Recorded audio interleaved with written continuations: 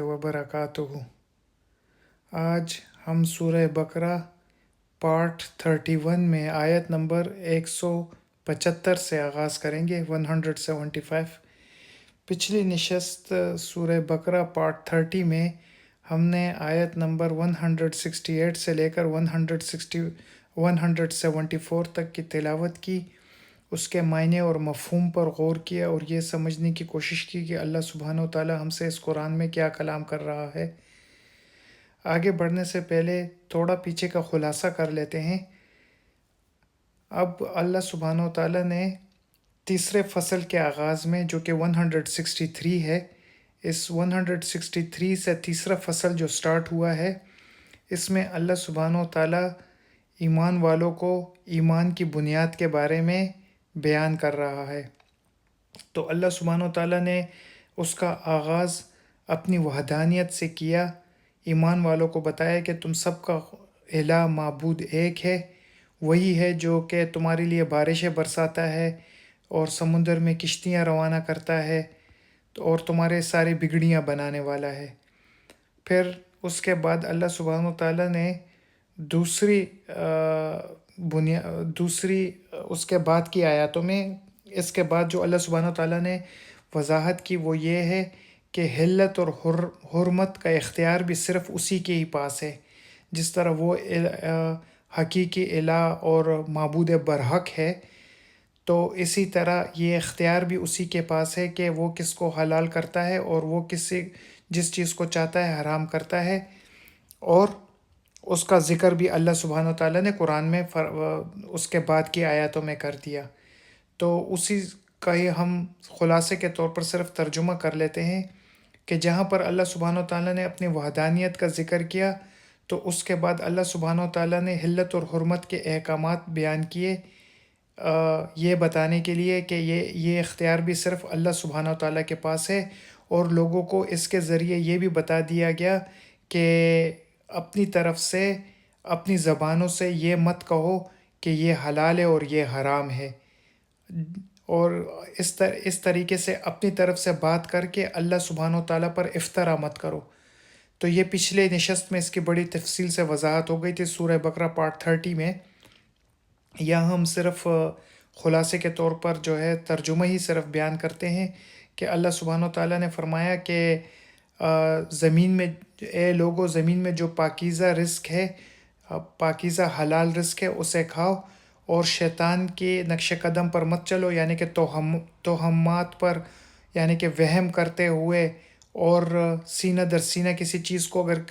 हराम कह दिया गया और उसके अंदर हुर्मत की कोई पहलू ना हो, तो उसको भी जो है, अगर अल्लाह सुब्हानहू व तआला ने कह दिया कि ये हलाल है तो हलाल समझ के खाओ और शैतान की पैरवी इस मामले में मत करो। वो तुम्हारा खुला दुश्मन है, वो तुम्हें बुराई और बेहयाई का जो है हुक्म देता है, यानी कि तरगीब देता है, और तुमसे ये कहता है कि तुम अल्लाह के मुतालिक वो बात करो जो तुम नहीं जानते। जैसे कि लोग आम तौर पर कहते हैं कि ये हलाल है और ये हराम है, हालांकि उसके हवाले से कोई करीना नहीं होता। मैं इसकी एक अभी मिसाल दे देता हूँ कि अभी कुछ अर्से पहले पाकिस्तान के अंदर पतंगबाज़ी हुई थी। लोगों ने कहा कि ये पतंगबाज़ी हराम है, हालांकि ये कहना इट्सल्फ बहुत बड़ा गुनाह है। इस तरह नहीं ये बात करनी चाहिए कि ये पतंगबाज़ी हराम है। ये कहना चाहिए कि उस दौरान अगर कोई बेहयाई और बदकारी और इस तरह की कोई जो चीज़ होती है वो हराम है। पतंगबाज़ी का इससे कोई ताल्लुक़ नहीं, और पतंगबाज़ी का कहीं भी कोई ज़िक्र नहीं कि ये हराम है। यानी कि अगर कोई बेहयाई और बदकारी करता है तो वो ख्वाह पतंगबाज़ी हो या ना हो, वो हराम है, फहाशी हराम है। लेकिन अगर कोई एक शख्स है जो कि अपने छत पर पतंग उड़ा रहा है हुकूमत की इजाज़त के साथ, तो इसमें कोई गलत बात नहीं। और इस तरह ये बात उसको कहना कि तुम जो ये पतंग उड़ा रहे हो ये हराम है, ये भी जो है गुनाह के ज़ुमरे में आता है। इसी तरह कुछ लोग सालगिरह मनाते हैं, बर्थडे मनाते हैं, उसके हवाले से भी कहते हैं कि ये बर्थडे मनाना हराम है। ये कहना भी इट्सल्फ गुनाह है, क्योंकि ये इस तरह कह कर तुम अल्लाह सुब्हानहू व तआला की तरफ इफ्तरा मंसूब करते हो कि अल्लाह ने ये बात की है कि इसको मत मनाओ, इसको बर्थडे मत मनाओ, पतंगबाज़ी मत करो, हालांकि कुरान और हदीस में इस तरह की कोई नस नहीं मिलती। صحت مند تفریح آپ کو اجازت ہے. اس کے جو چیز حرام کر دی گئی ہے وہ یہ ہے کہ بے حیائی نہ ہو اور بدکاری نہ ہو اور برائی نہ ہو اس کے اندر. تو باقی تو اس میں کوئی ایسا مذائقہ نہیں ہے. تو یہی اللہ فرماتا ہے کہ یہ کہ وَأَن تَقُولُوا عَلَى اللَّهِ مَا لَا تَعْلَمُونَ، اور تم اللہ کے متعلق ایک ایسی بات کر رہے ہو جو تم نہیں جانتے. کیونکہ شیطان کا تو وتیرہ ہے کہ وہ تمہیں ہمیشہ برائی اور بے حیائی کی ترغیب دے گا اور تمہارے منہ سے وہ بات نکالے گا اللہ کے متعلق جس کا تمہیں علم نہیں ہوگا. اور انسان اس کو ہلکا سمجھتا ہے. انسان کہتا ہے کہ اگر میں نے اپنے منہ سے یہ کہہ دیا کہ یہ حرام ہے تو اس میں کوئی بڑی بات نہیں، حالانکہ اسے پتہ نہیں کہ یہ کتنی بھاری بات ہے. تو انسان کو اس طرح کی بات کرنے سے پہلے اس کے پاس ایک مضبوط دلیل ہونی چاہیے. بغیر دلیل کے، بغیر آیاتوں کے اس طرح کی بات اپنے منہ سے نہ نکالے، کیونکہ قیامت کے دن اللہ سبحانہ و تعالیٰ پوچھے گا کہ تم نے مجھ پر یہ افطرا کیسے کیا، اپنی طرف سے کوئی بات کر دی. تو انسان کو اس حوالے سے بڑا ہی سینسٹیو اور محتاط رہنا چاہیے. پھر اللہ فرماتا ہے کہ جب ان سے کہا جاتا ہے کہ جو اللہ نے کلام اتارا ہے تم پر اور اس کے اندر جو احکامات ہیں اس کی پیروی کرو،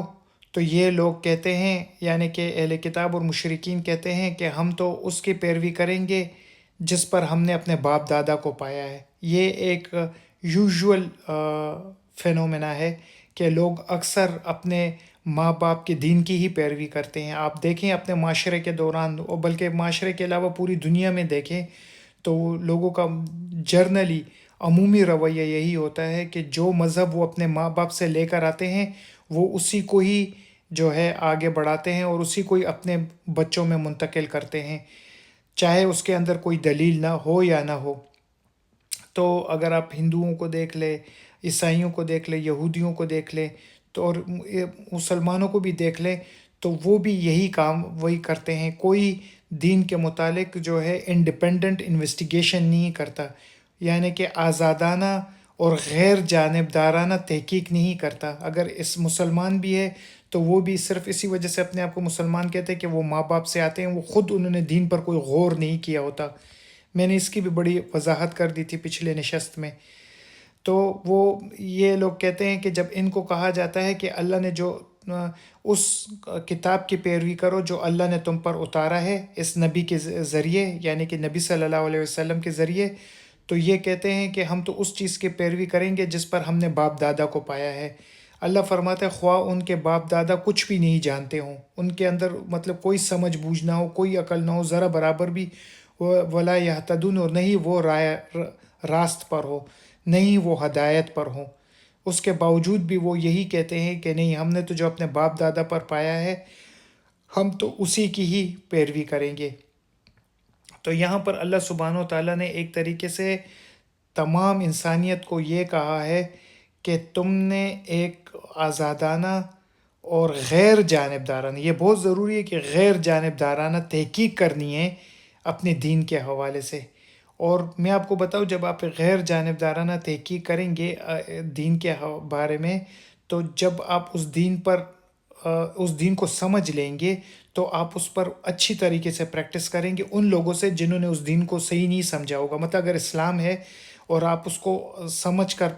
مطلب قرآن کو سمجھ کر پڑھیں گے، اس کو پر غور کریں گے اور اس کے انڈیپینڈنٹ انویسٹیگیشن کریں گے تمام ادیان کے مقابلے میں، تو پھر آپ کو جو ہے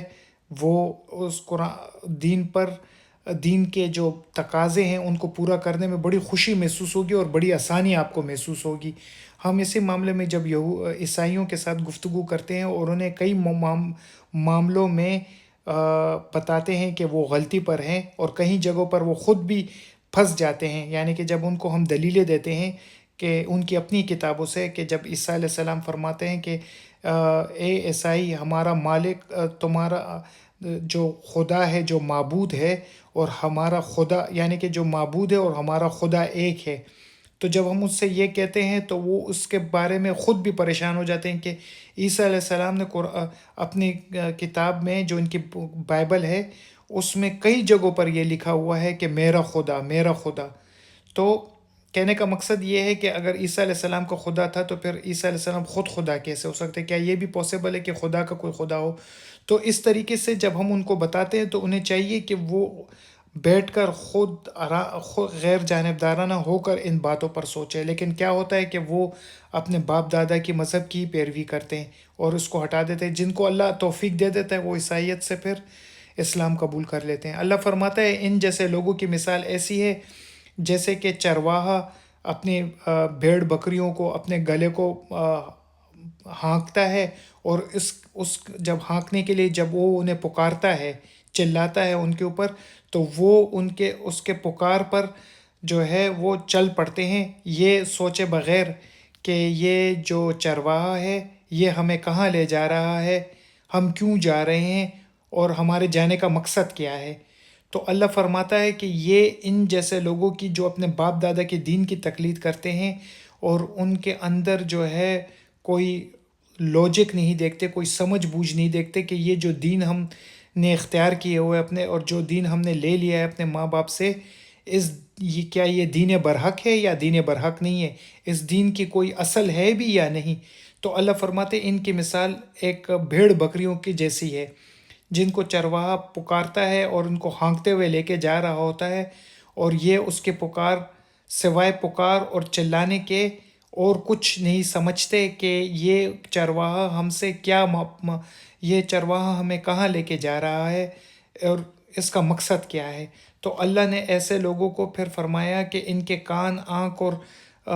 جو ہے زبان تو ہے، لیکن در حقیقت اللہ نے ان کو کہا کہ ان سب کے باوجود بھی یہ بہرے، گونگے اور اندھے ہیں، اور ان کے اندر عقل ذرا برابر بھی نہیں ہے۔ تو اللہ فرماتا ہے کہ ان کو چھوڑو جو میرے نازل کردہ احکامات کے مطابق عمل نہیں کرتے اور میرے حلال کی ہوئی چیزوں کو حرام سمجھ رہے ہیں اور اس سے پرہیز کر رہے ہیں، اور جن کو میں نے حرام ٹھہرایا وہ اس کو حلال سمجھ رہے ہیں۔ تو اے ایمان والو، تم ان کو چھوڑو اور جو پاکیزہ رزق ہم نے تمہیں عطا کیا ہے تم اس کو کھاؤ اور میرا ہی شکر ادا کرو اگر تم میرا خاص عبادت کرنے والے ہو، اگر میری خاص عبادت کرنے والے ہو۔ کہنے کا مقصد یہ ہے کہ اگر میری خاص عبادت کرنے والے ہو تو تمہیں پتہ ہونا چاہیے کہ یہ ساری نعمتیں، یہ سارا رزق میں نے ہی تمہیں دیا ہے، اور تو میرا ہی شکر ادا کرو۔ اب جس طرح سے یہ جو ہے ان بہت سارے لوگوں کو دیکھتے ہیں کہ مسلمانوں میں بھی یہ ایک وتیرہ آ گیا ہے کہ وہ مزاروں پر جو ہے جاتے ہیں اور ان باباؤں کا شکر ادا کرتے ہیں، ان باباؤں کے جو ہے نا نام پر صدقے و خیرات کر رہے ہوتے ہیں۔ میں ابھی کچھ عرصے پہلے دیکھ رہا تھا کہ کراچی کے اندر ایک طوفان آیا تھا، تو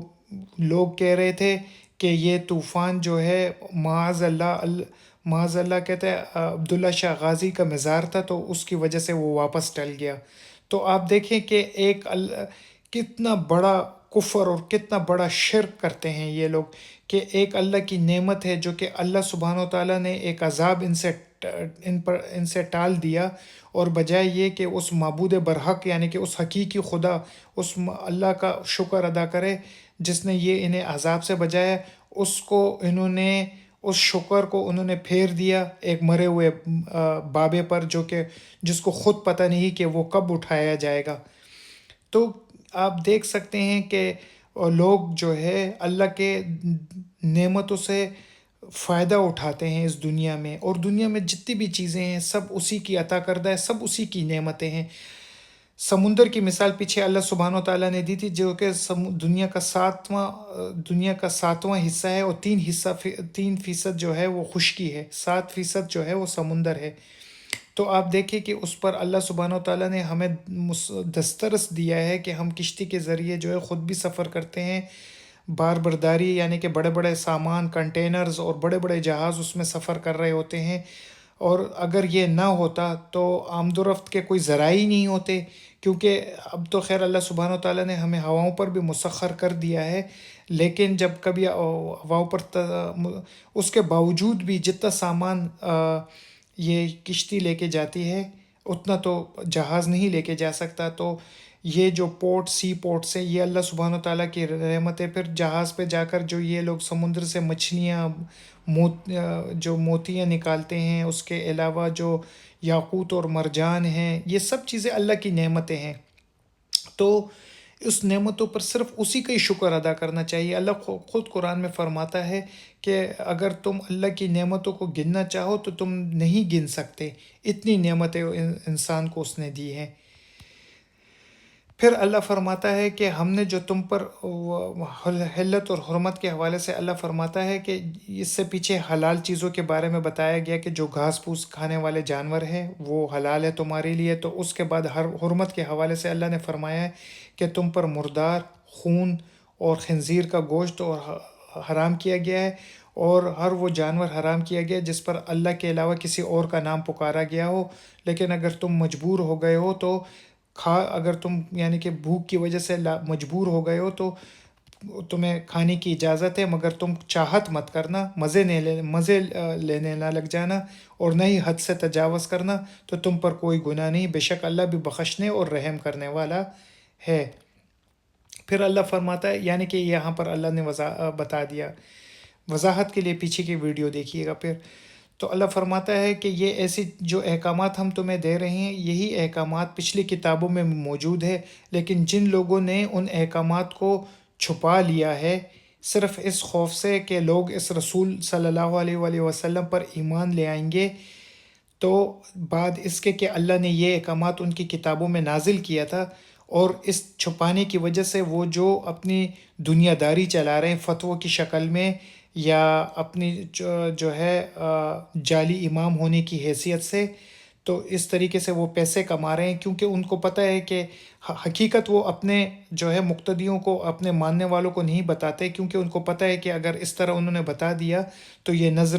نذرانے اور صدقے اور خیرات جو ان کے پاس آ رہے ہیں، یہ دکانداری بند ہو جائے گی۔ تو اللہ فرماتا ہے یہ جو دنیا کا قلیل معاوضے کے لیے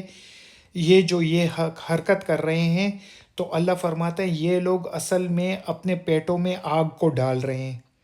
یہ اپنے پیٹوں میں آگ کو ڈال رہے ہیں۔ اللہ قیامت کے دن ان سے کلام نہیں کرے گا اور نہیں انہیں پاک کرے گا، اور ان کے لیے دردناک عذاب ہے۔ حالانکہ یہ اللہ کو ماننے والے ہیں، یہ مانتے ہیں کہ اہل کتاب اللہ کو مانتے ہیں، لیکن پھر بھی اللہ سبحانہ و تعالیٰ نے فرمایا کہ انہوں نے میری حق کو چھپایا، جو باتیں میں نے ان کی کتابوں میں نازل کی تھی انہوں نے اس کو چھپا لیا، صرف اپنی دنیا داری کے نتیجے میں، صرف اپنی دنیا داری کے وجہ سے۔ تو اللہ فرماتا ہے اس ذریعے سے اب یہ جتنے بھی دولت اکٹھے کر رہے ہیں، یہ اپنے پیٹ میں آگ کو ڈال رہے ہیں، اور قیامت کے دن اللہ ان سے کوئی کلام نہیں کرے گا اور نہ ہی انہیں پاک کرے گا، اور ان کے لیے دردناک عذاب ہے۔ اب یہاں سے جو ہے آیت نمبر 175 سٹارٹ ہو رہی ہے، جو اللہ فرماتا ہے، اعوذ باللہ من الشیطان الرجیم، بسم اللہ الرحمن الرحیم، اولئک الذین اشتروا الضلالۃ بالہدی، یہ وہ لوگ ہیں جنہوں نے ہدایت کے بدلے گمراہی کو مول لیا۔ یعنی کہ جب نبی ان کے درمیان آ گیا تو چاہیے تو یہ تھا کہ یہ اس نبی پر ایمان لاتے اور اپنے ماننے والوں کو بھی حقیقت بتاتے، لیکن انہوں نے اس کے بالکل برعکس کام کیا، اور اس طریقے سے انہوں نے ہدایت حاصل کرنے کے بجائے گمراہی کو ہی اختیار کیا۔ اب اللہ فرماتا ہے والعذاب بالمغفرت، اور مغفرت بخشش کے بدلے عذاب کو ترجیح دی، کہ یعنی کہ اللہ سبحانہ و تعالیٰ جو یہ پچھلی حرکتیں کرتے رہے ہیں، یعنی کہ اگر جو پیچھے انہوں نے فتووں کی شکل میں دکانداری کھول رکھی تھی اور اللہ کے احکامات کو توڑ موڑ کر پیش کیا تھا، اور کہیں پر تو بالکل اللہ کے احکامات میں تحریف کر دی تھی، تو جب ہمارا نبی ان کے درمیان آ گیا اور انہیں حقیقت اور سچ بات کی، تو ہونا تو یہ چاہیے تھا کہ یہ اس پر ایمان لاتے، اور جو پیچھے کے حرکتیں انہوں نے کی ہیں، جو پیچھے انہوں نے اعمال کی ہیں، اس پر اللہ سے بھی معافی مانگتے اور رسول سے بھی کہتے کہ ہمارے لیے اللہ سے استغفار کرو، تو بجائے بخشش کے انہوں نے عذاب کو ترجیح دی۔ یعنی کہ اب قیامت کے عذاب کی طرف جو ہے اشارہ ہے، کہ یعنی کہ اللہ انہیں بخش دیتا، انہوں نے کہا نہیں کہ ہم یہی حرکت کر کے عذاب کے مستحق ہو جائیں گے، تو عذاب کو ترجیح دی۔ تو اللہ فرماتا ہے فما اصبرہم علی النار، کتنا انہوں نے آگ پر صبر کر لیا ہے، یعنی کہ اس دنیا میں اپنی روش کو ٹھیک نہ کر کے، ہدایت اور بخشش کو اختیار نہ کر کے عذاب اور گمراہی کو جو ترجیح دی ہے، تو کس طریقے سے انہوں نے اس دنیا میں آگ پر صبر کر لیا ہے کہ بس مرنے کے بعد اگر آگ ہے تو ٹھیک ہے، کوئی بات نہیں۔ تو اللہ فرماتا ہے ذالکا،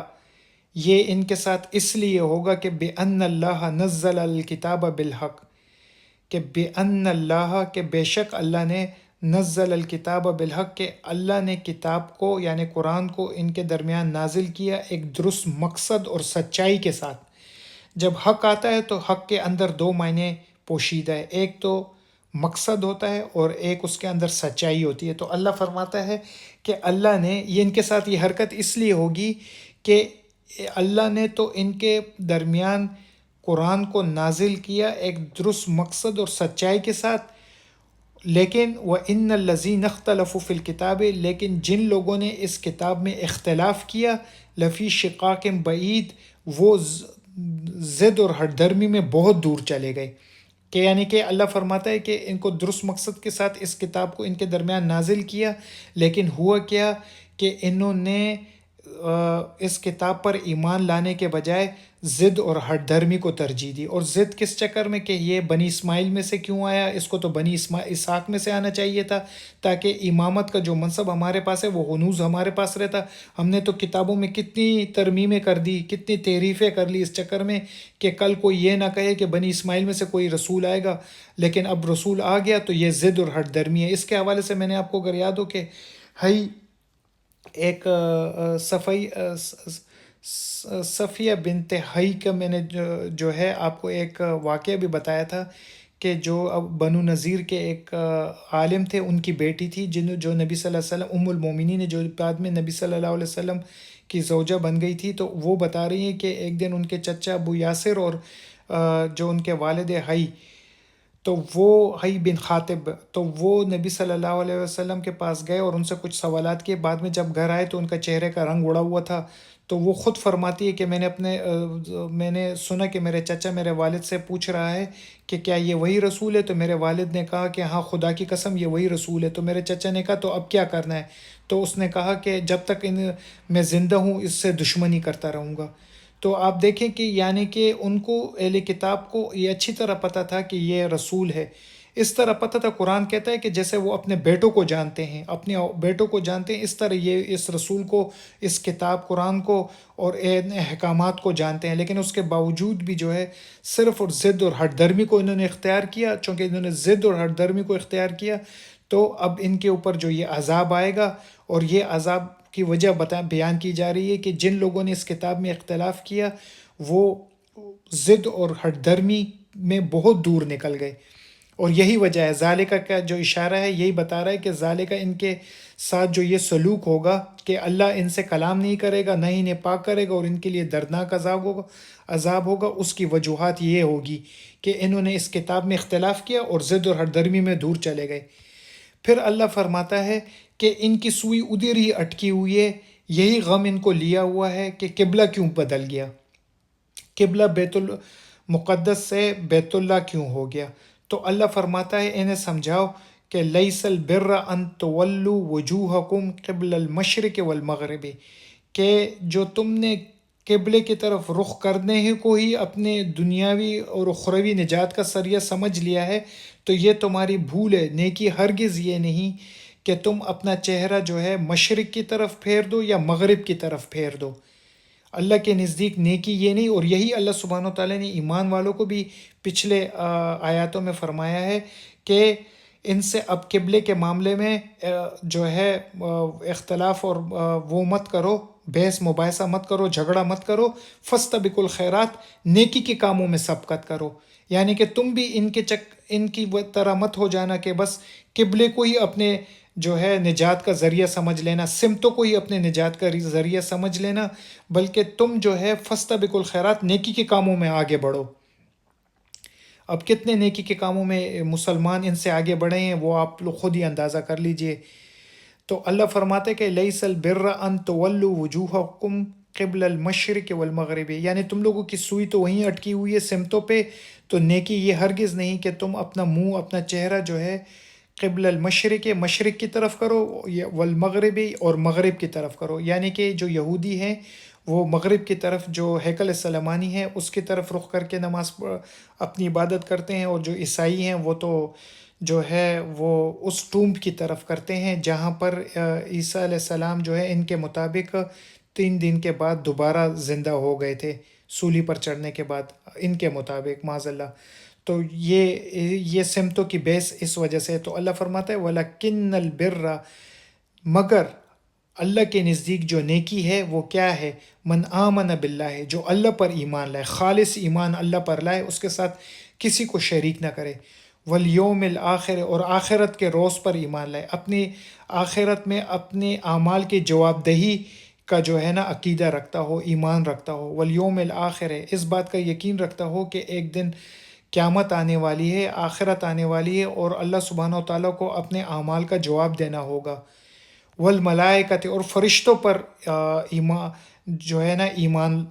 رکھتے ہوں۔ فرشتوں میں وہ جبریل، میکائیل، اسرائیل، جتنے بھی ہم فرشتے ہیں اللہ سبحانہ و تعالیٰ کے، ان کے اوپر وہ ایمان رکھتا ہو۔ یہودی جو ہے وہ جبریل علیہ السلام کو اپنا معاذ اللہ دشمن سمجھتے تھے، تو اللہ سبحانہ و تعالیٰ نے اس لیے یہاں پر یہ فرمایا کہ والملائکۃ، وہ فرشتوں پر یقین رکھتا ہو، والکتاب، اور کتابوں پر یقین رکھتا ہو۔ اب یہودی جو ہے یعنی کہ والکتاب، اور تمام کتابوں، اللہ کے بھیجے ہوئے تمام کتابوں پر یقین رکھتا ہو، توریت، زبور، انجیل، قرآن مجید، سب پر یقین رکھتا ہو۔ اب جو یہودی ہیں وہ اولڈ ٹیسٹمنٹ یعنی کہ تورات کو مانتے ہیں لیکن انجیل کو نہیں مانتے۔ اب جو عیسائی ہیں وہ تورات کو بھی مانتے ہیں اور انجیل کو بھی مانتے ہیں لیکن وہ قرآن کو نہیں مانتے۔ اس معاملے میں ایمان والے جو اللہ جو مسلمان ہیں وہ کتابوں کو، اللہ کی کتابوں کو مانتے ہیں، توریت، زبور، انجیل، قرآن مجید کو وہ مانتے ہیں۔ تو یہاں پر اللہ فرماتا ہے کہ وہ تمام اللہ کی بھیجی ہوئی کتابوں کو مانتے ہیں، والنبیین، اور نبیوں کو بھی مانتے ہیں۔ تو یہی ہے کہ جو یہودی ہے وہ عیسیٰ علیہ السلام کو نہیں مانتے، عیسائی جو ہیں وہ موسیٰ علیہ السلام کو مانتے ہیں، ابراہیم علیہ السلام کو، اور پچھلے جتنے بھی انبیاء ہیں وہ گزرے ہیں ان کو بھی مانتے ہیں، اور عیسیٰ علیہ السلام کو بھی مانتے ہیں، لیکن وہ نبی صلی اللہ علیہ وآلہ وسلم کو نہیں مانتے۔ تو اللہ فرماتے ہیں کہ وہ تمام نبیوں کو بھی ماننے والوں، نبیوں کے معاملے میں بھی کوئی تخصیص کرنے والا نہ ہو کہ ہم اس نبی کو مانتے ہیں اور اس نبی کو نہیں مانتے، تمام نبیوں کو ماننا پڑے گا۔ اس کی وجہ یہ کہ تمام نبیوں کا مشن اور آبجیکٹو، مقصد ایک ہی تھا کہ وہ اس دنیا پر آ کر اللہ سبحانہ و تعالیٰ کی وحدانیت کا پرچار کرے، اللہ سبحانہ و تعالیٰ کی وحدانیت کی دعوت دے، لوگوں کو اللہ کے بتائے ہوئے راستوں کی طرف لے کر آئے۔ تو اللہ فرماتا ہے اس کے علاوہ من آمن باللہ، جو اللہ پر ایمان لائے، والیوم الآخر، آخرت کے روز پر ایمان لائے، والملائکۃ، فرشتوں پر ایمان لائے، والکتاب، اور کتابوں پر ایمان لائے، والنبیین، اور تمام نبیوں پر ایمان لائے، وآت المال علی حبہ، اور مال کو دے، مال کو تقسیم کرے، وآت المال، اور مال کو دے، علی حبہ، اس سے محبت کرنے کے باوجود بھی۔ ہر انسان کے دل میں مال کی محبت بہت ہوتی ہے کیونکہ اسے پتہ ہوتا ہے کتنی مشکل سے یہ مال کمایا گیا ہے، اور وہ دیکھتا ہے کہ جب یہ مال آتا ہے تو وہ ذہن میں سوچتا ہے کہ میں اس سے کیا کچھ کر سکتا ہوں، کتنے کچھ خرید سکتا ہوں۔ لیکن اللہ فرماتا ہے وہ آت المال، وہ مال کو دیتا ہے، تقسیم کرتا ہے، علی حبی، اس سے محبت کرنے کے باوجود، کس میں؟ ذوی القربہ، رشتہ داروں میں، والیتامہ، یتیموں پر وہ مال کو خرچ کرتا ہے، والمساکین، مسکینوں پر، مفلس جو غریب ہیں، وابن السبیل، مسافروں پر، یعنی کہ جو مسافر ہوتے ہیں جن کے پاس راستے میں آتے ہیں اور ان کے پاس زاد راہ ختم ہو جاتے ہیں، ان کو پیسے بھی دیتے ہیں، ان کو کھانا بھی کھلاتے ہیں، والسائلین، اور سوال کرنے والوں پر، یعنی کہ اگر کسی کے پاس کچھ نہیں اور وہ سوال کر رہے ہیں ان میں تقسیم کرے، وفی الرقاب، اور غلاموں کو آزاد کرنے پر۔ رقاب کہتے ہیں گردن کو، تو چونکہ غلام ایک طریقے سے ایک استعارہ ہے کہ اس کے گردن میں پٹا ہوتا ہے غلامی کا، تو اس وجہ سے اس کو کبھی کبھی اس کے صفت کے سے موصوب کر لیا جاتا ہے۔ تو یہاں پر رقاب جو ہے یہاں غلاموں ہے کہ وہ پھر رقاب، اور غلاموں کو آزاد کرنے پر، اور وہ کیا کرتا ہو، وقام الصلاۃ، وہ نمازوں کو قائم کرتا ہو، نمازوں کو قائم کرنے والا ہو، وآت الزکوٰۃ، اور زکوٰۃ کو ادا کرنے والا ہو، والموفون بعہدہم، اور عہد کو پورا کرنے والا ہو، اذا عہدوا، جب وہ عہد کرتا ہو، جب وہ وعدہ کر لے اس وعدے کو پورا کرتا ہو۔ یہ بھی ایک طریقے سے اشارہ ہے اہل کتاب کی طرف کہ نبیوں کے ذریعے تم سے عہد لیا گیا تھا، میثاق لیا گیا تھا کہ جب کبھی کوئی رسول تمہارے درمیان آئے گا جو تمہارے پاس کتاب کی تصدیق کرتا ہوگا تو تم نے اس پر ایمان لانا ہے اور اس کی مدد کرنی ہے۔ تو یہ عہد تم سے لیا گیا تھا، اور اس کے علاوہ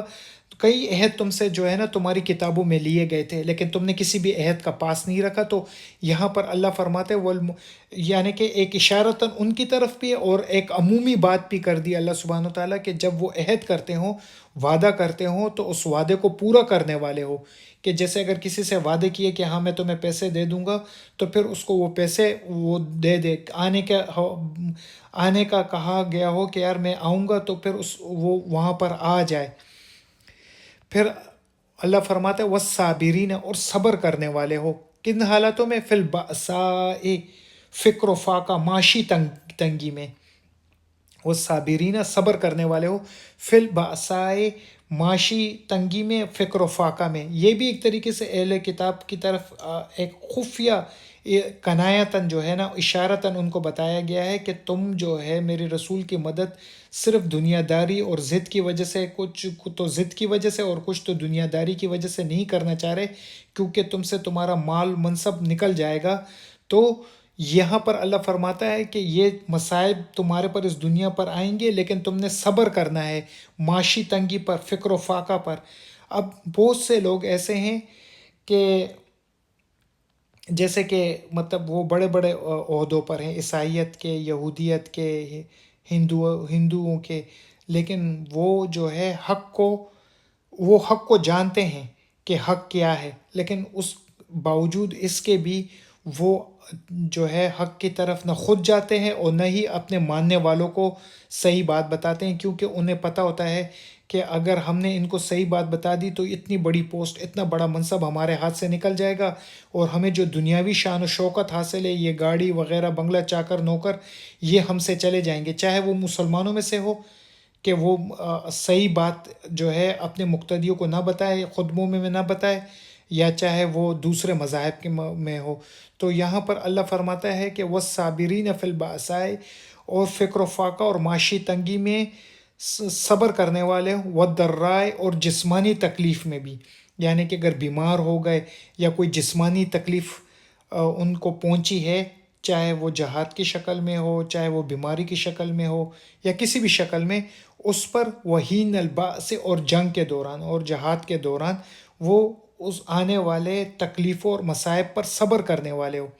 یعنی کہ اگر ان کو کوئی عزیز فوت ہو گیا تو اس پر بھی وہ صبر کرنے والے ہو۔ اللہ فرماتا ہے اولئک الذین صدقوا، یہی وہ لوگ ہیں جو کہ اپنے ایمان کے دعوے میں سچے ہیں،